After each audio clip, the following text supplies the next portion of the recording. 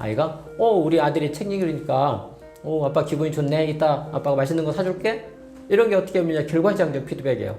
단순하게 책 한번 봤을 뿐인데 내가 나중에 훌륭한 사람이 될 수 있다는 얘기를 아빠한테 듣기 때문에 이런 행동을 반복적으로 더할 가능성이 많아지는 거죠. 자녀하고 대화를 잘하기 위해서는 정말 다양한 요소들이 사실은 필요해요. 근데 제가 보통 부모 교육에 가서 말씀드리는 것은 너무 많은 것들을 하면 어려우기 때문에, 그래서 아이들하고 관계를 잘 가져가는 코치형 부모라고 해도 좋고요. 그런 부모가 되기 위해서는 5가지의 관계 기술이 좀 필요하다. 이래서 제가 이제 5가지에서 보통 말씀을 드리는데요. 첫 번째는 아이하고 신뢰를 형성하는 라포 형성이라고 보시면 돼요. 라포라고 보통 이야기하면 신뢰 관계를 의미하거든요. 상대방과 정서적 교감을 통해서 친밀감을 형성하는 과정이 라포다, 이렇게 보시면 돼요. 아마 그래서 라포 형성 이런 말들을 아마 많이 들어보셨을 거예요. 우리가 보통 어떤 사람 만났을 때 고향이 어디세요? 라든지 이런 질문들을 하잖아요. 그런 것들은 상대방하고 빨리 친밀감, 신뢰감을 형성하게 하는 활동이라고 보시면 돼요. 그래서 라포 형성은 이렇게 단순한 대화 이런 것들이 아니라 어떤 신뢰 관계를 구축하는 거. 그래서 아이하고 이제 아빠하고 이야기할 때 아이가 만약에 라포 형성이 잘 됐으면 아빠하고 어떤 이야기를 하면 아빠가 내 감정을 잘 이해하는구나, 그래서 아빠한테 이야기하면은 문제가 없을 거야, 괜찮을 거야 라는 생각을 해요. 그래서 라포 형성이 잘 돼 있잖아요. 그러면 아이들이 부모한테 터놓고 항상 이야기를 해요. 왜? 안전하다고 생각하기 때문에 그래요. 신뢰가 쌓이면 아이는 자연스럽게 자신의 속마음을 털어놔요. 그리고 부모의 조언을 받아들여요. 그런데 신뢰가 쌓여있지 않잖아요. 그럼 부모가 부모 입장에서 조언인데 아이 입장에서는 잔소리인 거예요. 그래서 사실은 라포 형성은 모든 활동의 기초다 보시면 돼요. 그래서 아이하고 일단은 라포 형성이 잘 돼 있으면 아빠가 하는 말을 잘 듣는 거예요. 저희 집에서 간혹가다 그런 경험을 하는데, 저희는 이제 저희 딸 같은 경우는 아빠하고 특히나 이 라포 형성이 잘 돼 있는 편이에요. 그래서 똑같은 얘기를 할 때 저는 항상 아이의 성향도 알고 이러기 때문에 항상 아이한테 뭔가 공감의 멘트를 먼저 해요. 그런데 엄마 입장에서 어떤 결과에 대한 이야기를 먼저 하다 보니까 아이가 거기에서 좀 짜증내는 그런 경향들이 있어요. 그런데 딸 입장에서는 라포 형성이 잘 되다 보니까 아빠가 이렇게 말하는 것은 어떤 다른 의도가 있을 거야. 항상 자기한테 뭔가 긍정적인 측면의 역할을 해주기 위해서 노력한다는 걸 알기 때문에 이게 라포 형성이 잘 돼 있다는 거거든요. 때문에 그렇게 생각한다는 거죠. 그래서 보통 부모님들한테 이야기할 때 아이들한테 가장 필요한 것은 완벽한 부모가 아니에요. 자신을 진심으로 이해하고 이제 들어주는 부모가 완벽한, 어떻게 보면 아이들이 원하는 부모인 거죠. 그리고 라포 형성을 그럼 아이들하고 잘 하려면은 어떤 방법이 있을까? 우리가 생활 속에서 실천할 수 있는 방법, 이런 것들이 궁금하잖아요. 근데 사실은 라포 형성을 하기 가장 좋은 방법은 아이들이 뭔가 실수했거나 잘못했을 때, 많은 부모님도 어때 실수하고 잘못하면 화내잖아요. 근데 사실은 이때가 아이들하고 신뢰를 쌓는 가장 중요한, 어떻게 보면 결정적인 기회예요. 제가 뒤에서 아마 사례가 있을 건데, 그 다음에 두 번째, 아이의 말에 귀 기울이며 듣는 거예요. 아이들은 어때요? 부모가 자기의 눈을 맞추면서 경청하는 그런 태도를 보일 때, 우리 부모가 나를 믿고 있구나, 나를 사랑하고 있구나 생각을 하게 돼요. 그래서 항상 아이의 말을 들을 때는 내가 딴 일 하면서 듣고 있으니까 말해, 이런 것들은 금물이에요. 그 다음에 아이가 어떤 얘기 했을 때 아이의 마음에 내가 공감하는 그런 표현을 해주는 것, 또한 아이가 좋아하는 것에 같이 관심을 가지는 것, 그 다음에 잔소리 대신에 질문하는 것, 이런 것들이 라포 형성을 할 수 있는 어떤 방법이다라고 보시면 돼요. 제가 하나의 사례를 좀 말씀을 드릴게요. 제가 아까 아이가 실수했을 때 또는 잘못했을 때가 좋은 기회라고 말씀을 드렸는데요. 예를 들어서 좀 아이가 나이가 좀 어린 친구라고 한번 생각을 해보자고요. 어린이나 유치원, 초등학교 저학년 이런 아이들이라고 가정을 해볼게요. 집에서 식사를 하는데 일단 식탁에 앉아서 식사를 하잖아요. 근데 아이가 잘못해서 국그릇이라든가 뭔가 이런 것들이 떨어질 수도 있잖아요. 그러면 부모님들 보통 어떻게 하실까요? 많은 부모님들일 때 순간적으로 드는 생각이나 순간적으로 하는 행동이 어떤 거세요? 라고 이렇게 물어보시면은 대부분의 부모님들이 그렇게 말씀하세요. 야, 조심 좀 해야지, 이렇게 얘기를 한다는 거죠. 그런데 제가 이게 정말 좋은 기회라고 말씀드렸잖아요. 그 얘기는 이 상황을 긍정적으로 인식하게 되면 좀 달라져요. 저 같은 경우는 예를 들어서 이렇게 하는 거죠. 아이가 뭔가를 실수했어요. 그러면 0.1초도 망설이면 안 돼요. 순간적으로 괜찮아? 안 다쳤어? 이렇게 먼저 이야기를 하는 거예요. 안 다쳤으면 됐어. 그리고 나서 같이 이제 이거를 밑에 이제 주워 담든지 그렇게 하면 되는 거죠. 자, 이렇게 만약에 이런 상황에서 부모가 이런 반응을 보이면 아이는 어떤 생각이 들까요? 이거 깨지고 이런 것보다는 훨씬 나라는 사람이 더 중요한 거잖아요. 이렇게 내가 부모의 사랑을 받고 부모가 나를 염려해주고, 말하자면 신뢰하고 이런 관계라면 부모한테 말하는 게 당연히 부담 없고 말하는 게 즐거울 수밖에 없겠죠. 그래서 많은 부모님들께서 혹시 이렇게 아이들이 뭔가 잘못될 때는 부정적인 생각보다는 이때가 가장 좋은 기회지 하고 아이들한테 그렇게 긍정적인 표현을 해준 다음에 그 다음에 말하자면 다음부터는 밥 먹을 때 좀 조심하자 이런 식으로 하면 되는 거예요. 그리고 라포 형성을 하는데 좀 활용할 수 있는 어떤 약간의 뭐 스킬이라고 할까 그런 것들을 좀 말씀드리면 아이들이 무슨 얘기에 대해 속도 맞추는 것, 예를 들어서 이런 거예요. 아이가 학교를 갔다 왔어요. 그런데 무슨 기분 좋은 일이 있는지 현관문을 막 이렇게 열자마자 엄마 하고 막 이렇게 이야기하는 거예요. 그 얘기는 우리가 순간적으로 이렇게 느낄 수 있잖아요. 아이가 뭔가 지금 기분 좋은 일이 있구나. 그래서 엄마한테 또는 아빠한테 이걸 빨리 말하고 싶은 거예요. 그러면 아이들이 흥분되면 어때요? 말이 좀 빨라지는 경향이 있잖아요. 그래서 자녀의 음성이나 어조, 뭐 신체 반응 이런 것들 보고 나도 거기에 맞추는 거예요. 무슨 일이 있었는데 궁금하다든지 이렇게 하는 거죠. 그럼 어때? 아이 입장에서는 엄마가 아빠가 지금 내 이야기를 궁금해하고 듣구나 이렇게 생각을 할 거 아니에요. 그 다음에 두 번째는 반복하기예요. 영어로 이제 백트래킹이라고 이야기하는데 이거는 자녀가 한 이야기 중에서 중요한 부분을 내가 반복하거나 또는 마지막 부분을 이렇게 다시 반복하는 그런 것들. 이렇게 말하면 아이 입장에서는 아빠가 엄마가 내 말을 경청하고 있구나 라는 생각이 이제 드는 거죠. 마지막으로 미러링이라고 하는 게 있는데 이거는 아이의 반응, 표정 이런 것들을 거울처럼 내가 따라서 하는 거예요. 이런 것들은 아이들한테 안정감을 줘서 말을 촉진하는 효과가 있다라고 그렇게 이야기를 합니다. 그 다음에 두 번째는 이제 관찰이라는 건데요. 이것도 되게 중요한 부분이에요. 관찰을 하면은 우리는 사실을 알게 돼요. 근데 관찰을 하지 않게 되면은 과거의 어떤 기준을 가지고 판단을 하게 돼요. 그래서 아이들한테 아빠로서 어떻게 보면 좋은 이렇게 관계라든가 좋은 부모가 되기 위해서는 노력해야 할 부분 중에 하나가 관찰이에요. 그래서 아이의 행동이나 표정, 말투 이런 것들을 관찰을 하게 되면 아이를 판단하지 않고 사실을 알게 돼요. 예를 들어서 아이가 숙제를 하면서 만약 한숨을 쉰다라고 가정을 해볼게요. 그러면 많은 부모님들이 이렇게 생각할 수 있을 거예요. 저 녀석 또 숙제하기 싫어서 저러고 있구나 이렇게 생각할 수 있잖아요. 그런데 그게 아니고 아이들을 잘 이렇게 관찰해서 무엇 때문에 힘들어할까? 이렇게 생각을 가지고 아이의 표정이나 이런 것들을 세심하게 살펴보고 이런 것들이 관찰이에요. 관찰을 하면 나중에 아이가 어떤 문제가 있었는지 이런 것들을 파악하기도 하고 안 그러면 이제 질문을 해서 우리가 알게 되는 거죠. 그래서 아이한테 도움을 줄 수 있는 거죠. 아까 제가 말씀드린 대로 관찰의 반대가 판단인데 판단은 뭐 한숨 소리 들으면 또 하기 싫어하네. 뭐 어때요? 아이에 대한 부정적인 감정을 가지게 되는 거죠. 이 판단은 우리가 왜 하게 되냐면 과거로부터 자신이 말하는 경험한 일들이 부정적 인식이냐고 이게 말하자면 확신이 돼버리는 거예요. 그래서 이런 자동적 사고 이런 것들을 말하자면 바꾸는 노력을 하지 않으면 계속 판단을 하게 되는 그런 경향들이 있다라고 보시면 돼요. 그래서 판단은 뭐 어떤 아이에 대한 이해의 문을 닫고 관찰은 그 문을 여는 열쇠다라는 말을 하기도 합니다.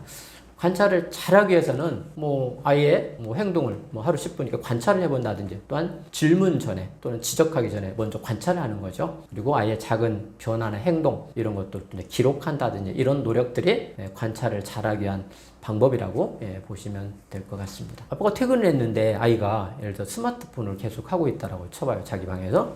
그러면 순간적으로 부모 입장에 드는 생각은 저 녀석 또 게임하고 있네 이런 생각이 드는 거예요. 이게 이제 판단이에요. 그래서 그때 부모는 아이가 스마트폰만 들고 있으면 게임을 저 녀석은 해 이렇게 생각하는 거예요. 과거부터 그랬으니까 오늘도 그럴 거야 라는 생각을 하는 거죠. 그런데 관찰을 통해서 사실을 아는 건 어때요? 아이한테 가서 질문을 하는 거예요. 누구야? 지훈아, 너 지금 아빠 퇴근한 지 1시간 됐는데 계속 스마트폰을 보고 있는데 무슨 일이 있는 거야? 뭐 하는 거야? 라고 물어보는 거예요. 그러면 아이가 뭐 친구하고 지금 뭐 예를 들어서 뭐 내일 예를 들어서 뭐 만약에 숙제가 있다면 그런 거에 대해서 이야기하고 있어. 이렇게 말하면 아이가 혼날 상황은 아닌 거잖아. 그렇구나 라고.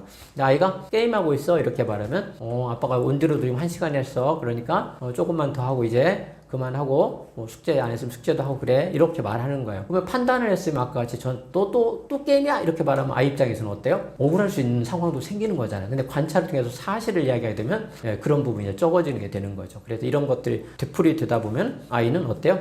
그런 것들에 대한 인정을 받는다고 생각하기 때문에 더 바람직한 행동을 자주 할 가능성이 높은 거죠.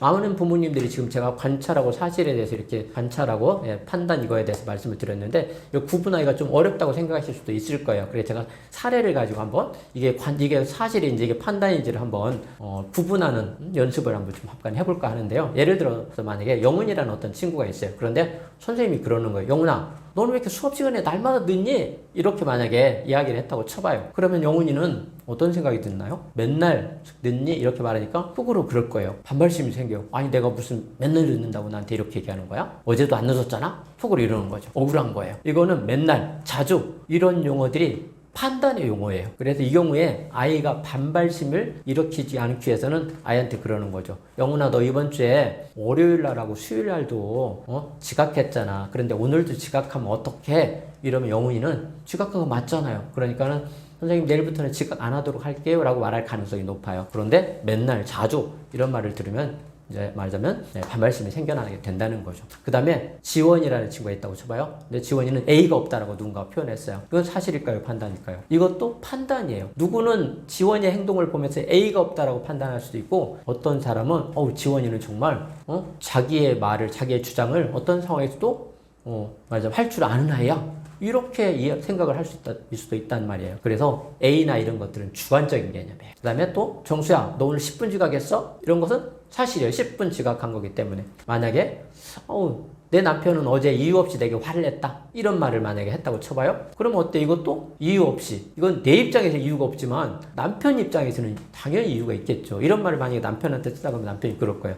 아니 이유 없이 화를 내는 사람도 있대? 그렇게 못 알아들으니까, 그런 센스도 없으니까 내가 화를 내는 거지? 약간 이런 식으로 할 가능성이 높은 거죠. 그 다음에 남편이 술을 자주 마신다, 이런 표현도 마찬가지인 거죠. 자주라는 것이 그렇게 주관적인 거예요. 얼마나 많이 마셔야 자주인지 명확하지 않잖아요. 사람마다 다 다르잖아요. 근데 이때도 말하자면 언제 술 마셨는데 오늘까지 이렇게 술 마시면 어떡해? 이런 식으로 하면은 이건 사실을 말한 거기 때문에, 사실을 말하면 상대방이 자신의 행동을 수정하겠다라는 그런 생각을 좀 갖게 만들 수 있는 거죠. 그 다음에 내 아들은 일을 자주 닦지 않는다. 이것도 자주라는 것이 주관적인 거예요. 그래서 이런 표현도 말하자면 쓰지 않는 게 좋다. 우리 애는 나와 이야기할 때 불평을 한다. 이 불평이라는 것도 마찬가지예요. 아이 입장에서는 불평이 아니라 자기의 의견을 지금 주장한다라고 이야기할 수 있는 거거든요. 그렇기 때문에 그런 부분도. 그 다음에 남편은 내 말을 잘 듣지 않는다. 이런 말도 남편이 들으면, 아니 나같이 말 잘 듣는 남편이 어디 있다고, 다른 남자하고 살아봐야지, 약간 이런 식으로 반발심을 가질 이렇게 확률이 많이 크다는 거죠. 그래서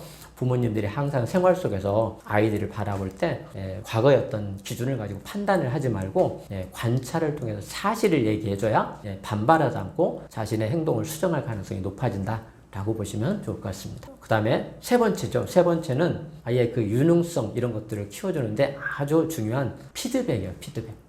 그래서 피드백이라는 것은 어떤 거냐면 어떤 진행된 사건이나 행동 이런 것들에 대해서 부부가 보이는 어떤 반응이라고 보시면 돼요. 그래서 아이들 입장에서는 자신의 한 일에 대해서 긍정적인 피드백을 받고 스스로 나는 괜찮은 아이야 라고 인식을 하면 어때요? 아이는 자기의 자존감이 높아져요. 그리고 자신감이 생겨나게 돼요. 반면에 자기가 한 일에 대해서 부정적 피드백을 받게 된다면 스스로에 대해서 부정적으로 인식하게 돼요. 그래서 자존감이 낮아지고 동시에 자신감을 잃게 되는 거죠. 여기서 중요한 것은 동일한 행동에 대해서 부모님들의 피드백이 다를 수 있다는 거예요. 그래서 가능하면 항상 아이들의 행동에 대해서 좋은 면을 보려고 노력하고 거기에 대해서 긍정적인 피드백을 해주는 게 중요하다. 그래서 긍정적인 피드백이라는 것은 단순한 칭찬이 아니에요. 아이의 성장 과정을 어떻게 비추는 거울이다 라고 보시면 돼요. 그래서 아이들의 유능성 이런 것들을 키우는 피드백의 방법은, 첫 번째는 긍정적 피드백을 사용하는 거예요. 그 다음에 두 번째는 성장 지향적 피드백을 사용하는 거예요. 제가 앞에서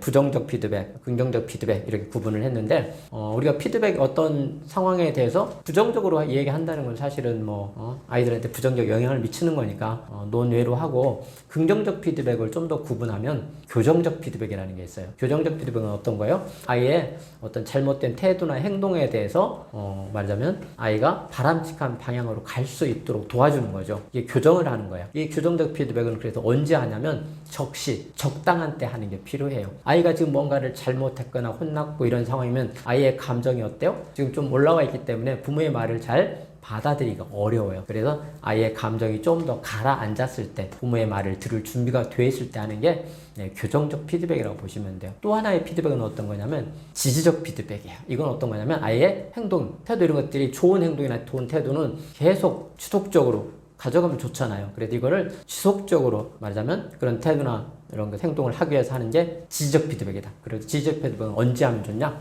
그 잘한 행동 이런 거 즉시 하는 게 필요하다 라고 보시면 돼요. 그래서 제가 이제 하나의 사례를 말씀을 좀 드리려고 하는데요. 예를 들어서 어떤 아이가 있어요. 이제 근데 학교에서 아마 글짓기 숙제를 내준 거예요. 그래서 글짓기 숙제를 지금 열심히 하고 있어요. 그러면서 하는 얘기가 잘 쓴 친구의 글은 학교 신문에 실려준다고 선생님이 말씀을 하셨다는 거죠. 그래서 자신이 쓴 글을 아빠한테 자랑하듯이 내보여요. 그러면서 아빠 잘 썼지? 하고 이렇게 내보이는 거죠. 그때 아이는 지금 어떤 기분이냐면은 내가 글을 잘 써서 학교 신문에 실리겠지? 하고 아빠한테 그런 기대하는 마음을 가지고 지금 자랑하는 마음으로 아빠한테 이야기를 하는 거죠. 그런데 아빠가 보니까 글의 분량이 너무 적은 거예요. 그래서 선생님이 이렇게 주신 메모장 이런 것들을 보니까 학교에서 있었던 재미있었던 일을 한 12줄 정도로 써오라고 이게 밑줄이 쳐져 있는데 우리 아이가 쓴 글은 서너 줄밖에 안 되는 거예요. 그럼 이때 부모로서 좀 고민해야 될 건 이건 거죠. 아이는 지금 자기가 잘 썼다고 생각을 하는 거예요. 그래서 내 글이 학교 신문에 실릴 수 있다고 생각하는데 그 기대를 꺾으면 안 된다는 거죠. 그래서 어떻게 하면 그 기대를 꺾지 않으면서도 아이한테 좋은 피드백을 해줄 수 있는가? 이게 말하자면 이제 긍정적 피드백인데 제가 아까 말씀드릴 때 긍정적 피드백은 교정적 피드백이라는 것하고 지적 피드백 두 가지 있다고 말씀을 드렸잖아요. 규정적 피드백은 이런 거예요. 오, 잘 썼어. 너무 재밌어. 여기까지인데 그 다음에 그런데 말이야. 교정하러 들어가는 거예요. 그런데 말이야. 네 글을 보니 선생님은 12줄 정도로 써오라 그랬는데 글의 분량이 좀 적네. 그래서 좀 재밌었던 일을 좀 더 보충하면 좋을 것 같아. 라고 얘기해 주는 게 규정적 피드백이에요. 규정적 피드백도 긍정적 피드백의 한 종류니까 괜찮은 거예요.